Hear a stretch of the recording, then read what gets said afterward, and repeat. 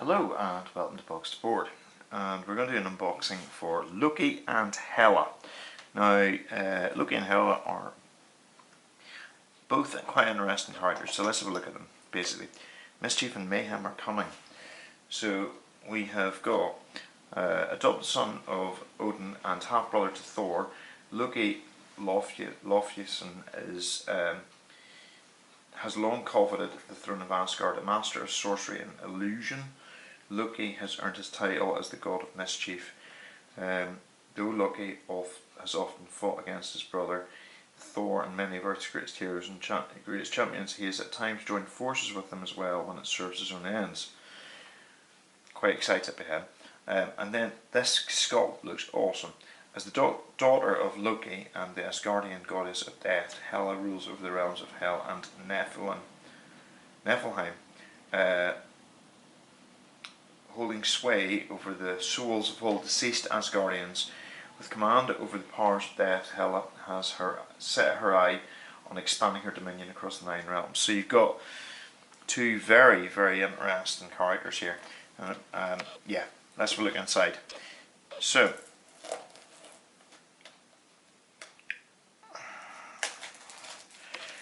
let's have a look, see what we get. So, we will look at the minis and instructions as well. So let's have a look. Let's look at instructions for it. Read this first. So this is the instructions for building them. It'll give us an idea. Oh, we get an infinity gem. That's kind of cool, and there's some rules with that. It counts as a character to the best of my knowledge. Count as one of your character slots, and we'll look at what this one is in a minute. Then we've got Loki's assembly. You've got to put the horns in. Now these can be a bit fiddly. Marvel Crisis Protocol minis are a bit fiddly to put together, but the advantage is you don't have any seams. So that's kind of cool whenever you come to painting them. So you've got some joints going. You know, he's got to put his arm onto his scepter thing. Actually, it's not too bad at all. That looks alright. Then the one I was a bit concerned about was Hela, but she doesn't look too bad actually, because you've got a fair bit of fiddliness around the headpiece, but then the rest of it looks okay to me. I think she's going to be fine to put together. I was a wee bit concerned because some of the pieces have been quite fiddly, shall we say. So I'm quite pleased that she's not too bad for the look of it. Let's have a look. So we've got base wise, we've got quite a lot of bases in this one. So we get 2 big ones for Hela, or two medium sized, sorry I should say, and then a choice of 4 small bases for Loki. And they're the standard bases that you get in most of these things, most of them. Let's have a look at Loki first. So we've got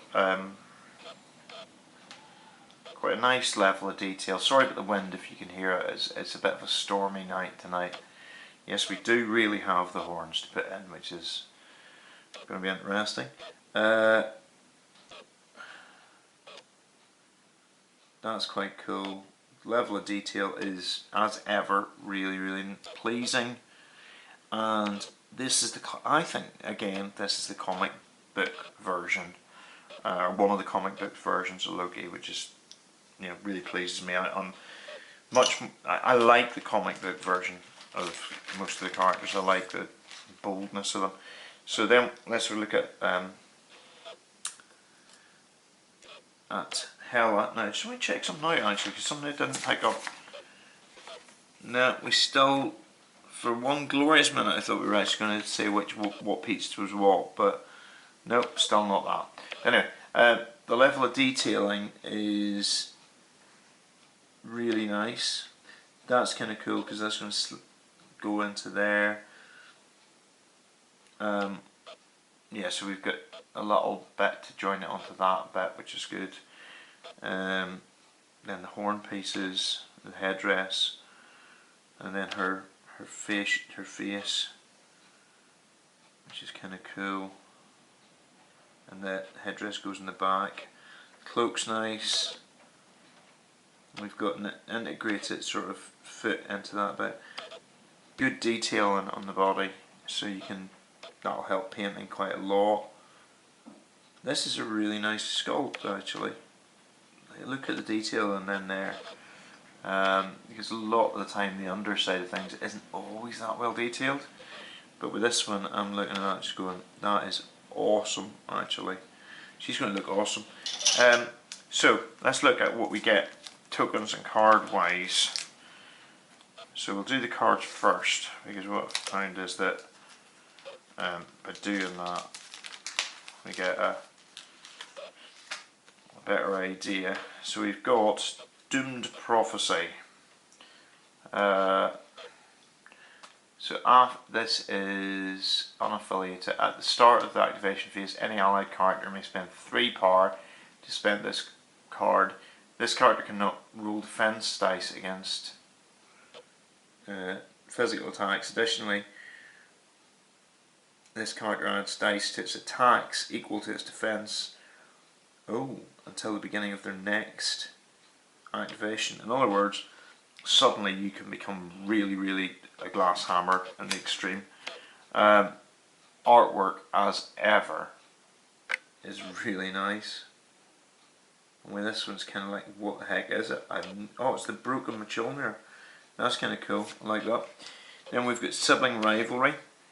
Unaffiliated. Active. If Thor, Prince of Asgard, is within range 2 of an allied Loki, God of Mischief, both characters may spend 1 power to play this card. Throw the allied Loki, God of Mischief, medium range. Loki does not suffer collision damage during this throw. Enemy characters that he collides with roll 2 fewer dodge dice and suffer staggered condition. That's kind of cool. Staggering's quite a powerful thing in the game, so that's kind of cool. And then we've got the Infinity Gem.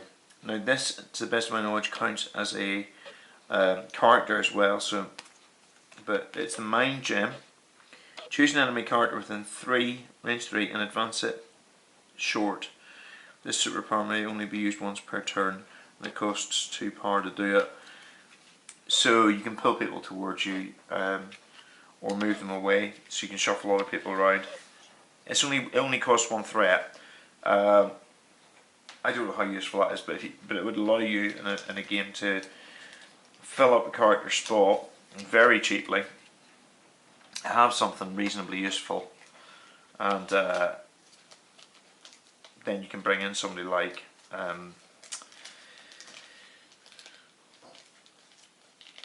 the Hulk would be an obvious choice. You could have Loki and the Hulk for 11.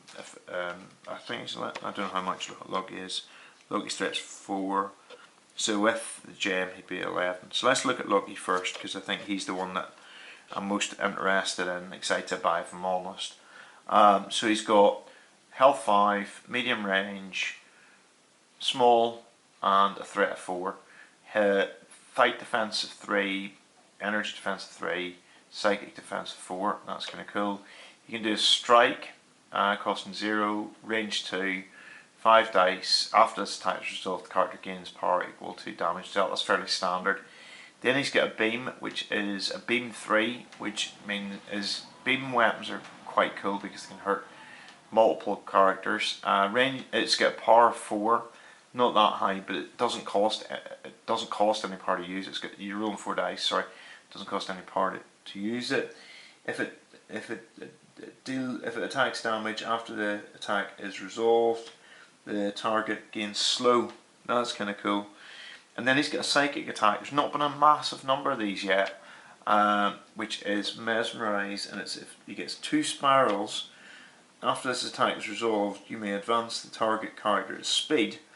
After the advance is resolved, all other characters within range 2 of the target suffer 1 damage. Now you're going to be it's going to cost you 3 power. You've got to be rolling 6 dice. So if you can get that to fire off, it's going to be quite awesome. Because its range is 4. Because it is a psychic attack or mind attack, that's actually quite important, because a lot of people don't really defend well against those in the game, so that's quite cool. He's got state, I believe. I'm a god. Before its rolling attack or defense dice, you may use this power, the superpower.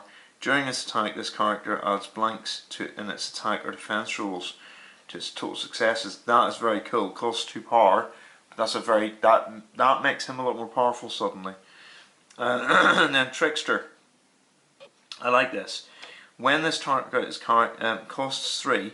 When this character is targeted by an attack, you may use this superpower. This character makes a short advance. If at the end of this advance, this character is outside the attack's range or the attacker's line of sight, the attack ends. If it is the attacker's activation and the attack did not target multiple characters, the attacker may take another action. This superpower can be used only once per turn. That's kind of cool because it might, it's one of those ones where it can get him out of trouble, make him a bit more survivable. He's an Asgardian, so he gains 2 power each power phase, which is really useful because it means that he can do all his things very regularly. And then he's got God of Mischief. Within 4 range of this character, enemy models must spend 1 power before doing a reaction or state superpower. That's kind of cool. That's kind of cool. And then he can carry 2 infinity gems, mind or space, which is kind of cool. Let's look at the flipped card. Flipped card is any really different. There's not a lot that I can spot.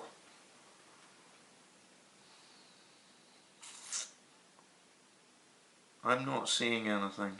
I may be missing. Oh, hang on. God of Mischief. Additionally, while within range for this character, enemy characters do not roll any additional dice for their for criticals. That's kind of cool.